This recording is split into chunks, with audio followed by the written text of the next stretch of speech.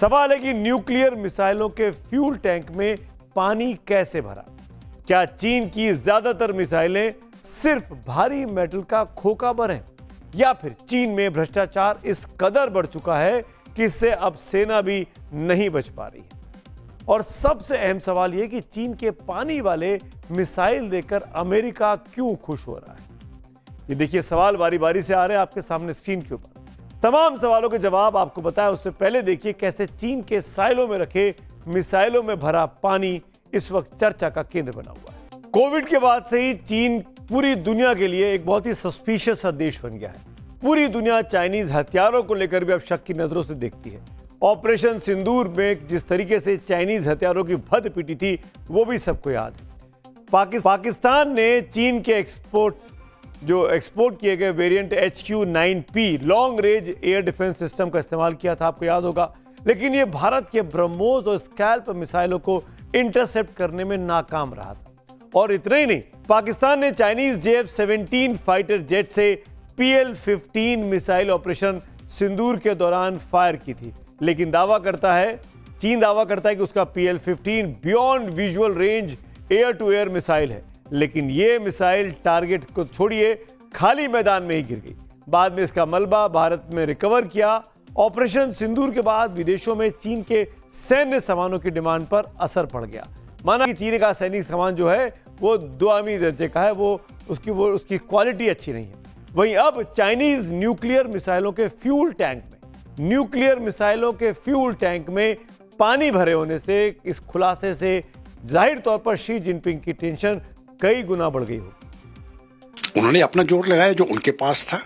अगर हो सकता है वो किसी और देश के साथ लगाते, वो सफल हो जाते, लेकिन यहां पर जाके वो सफल नहीं हो पाए।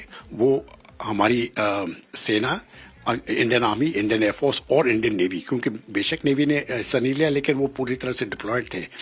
ये जो एक तरफ से हम कहते हैं जॉइंट वॉरफेयर जो हुआ है, ये हमारा बिल्कुल कामयाब हुआ। दरअसल पिछले 1.5-2 सालों से चीन की सेना भारी उथल पुथल से गुजर रही है, जो चीन के इतिहास में पहले कभी नहीं देखा गया। 3 साल पहले चीन के पास कम से कम 30 जनरल और एडमिरल हुआ करते थे, जो PLA के अलग अलग विंग्स और थिएटर कमांड की कमान संभाल रहे थे।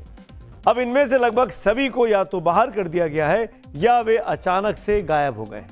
आपके सामने मैं स्क्रीन दिखाता हूं, ध्यान से देखिएगा। तस्वीर 2023 की है। सेंट्रल मिलिट्री कमीशन की मीटिंग में PLA के 6 कमांडर हेल मोगेम्बो वाले पोज में आपको नारे लगाते हुए दिखाई दे रहे हैं, जैसा कि फिल्म में था ना, अमरीश पुरी वाली। जी हाँ, जैसे कि 80 के दशक में मिस्टर इंडिया में मोगेम्बो के प्रति अपनी वफादारी जताने के लिए उनके कमांडर नारा लगाते थे, हेल मोगेम्बो। आज जिनपिंग के वफादार इन 6 कमांडर में से सिर्फ एक झांग शेंगमिन ही बचे हैं। बाकी सभी जनरल को पद से हटा दिया गया है। ये सिर्फ 3 साल में भीतर हुआ है। जिस तरह से शी जिनपिंग PLA के टॉप जनरल को किनारे लगा रहे हैं, उससे दुनिया की सबसे बड़ी सेना के शीर्ष स्तर पर नेतृत्व का बड़ा संकट खड़ा हो गया है। चीन के सेंट्रल मिलिट्री कमीशन के अध्यक्ष शी जिनपिंग हैं। इसमें एक उपाध्यक्ष का पद खाली है, जबकि दूसरे उपाध्यक्ष झांग शेंगमिन है। इसके अलावा CMC के 4 मेंबर्स के पद खाली पड़े हुए हैं। थिएटर कमांड की बात करें तो पूर्वी कमांड में ही कमांडर और कमिश्नर की तैनाती है, जबकि सेंट्रल कमांड में सिर्फ कमांडर हैं तो कमिश्नर लापता। जबकि दक्षिणी, पश्चिमी और उत्तरी कमांड के दोनों अहम पदों के जनरल लापता हैं, यानी पद खाली पड़े हैं। चीन की वॉर स्ट्रेटेजी पर नजर रखने वाले एक्सपर्ट इसके पीछे की वजह शी जिनपिंग को ही बताते हैं, जो जब अपने लोगों पर जरूरत से ज्यादा शक करने लगे। मुझे लगता है असली मकसद ये है कि इनका इंटरनल पावर स्ट्रगल चल रहा है और शी जिनपिंग अपनी आर्मी को अपने पूरे 100% कंट्रोल के अंदर लाना चाहता है। लेकिन जिस तरह से पीपुल्स लिबरेशन आर्मी की करतूतों का खुलासा हो रहा है, उसका एक सिरा अमेरिका से जुड़ता साफ तौर पर दिखाई देता है। पिछले महीने सेंट्रल मिलिट्री कमीशन के वाइस चेयरमैन और शी जिनपिंग के बेहद करीबी झांग युक्सिया को पद से हटाया गया था। चीन के मुताबिक जनरल झांग पर भ्रष्टाचार के आरोप है, इसीलिए उनको हटाया गया। लेकिन अमेरिकी खुफिया एजेंसी के मुताबिक झांग पर न्यूक्लियर सीक्रेट लीक करने का आरोप लगा। तो वही अब चीन के मिसाइलों में पानी वाली रिपोर्ट अमेरिकी खुफिया एजेंसी के जरिए हमारे सामने आई है। आज की तारीख में अमेरिका को रूस के बाद किसी से सबसे बड़ी चुनौती है तो वो चीन है।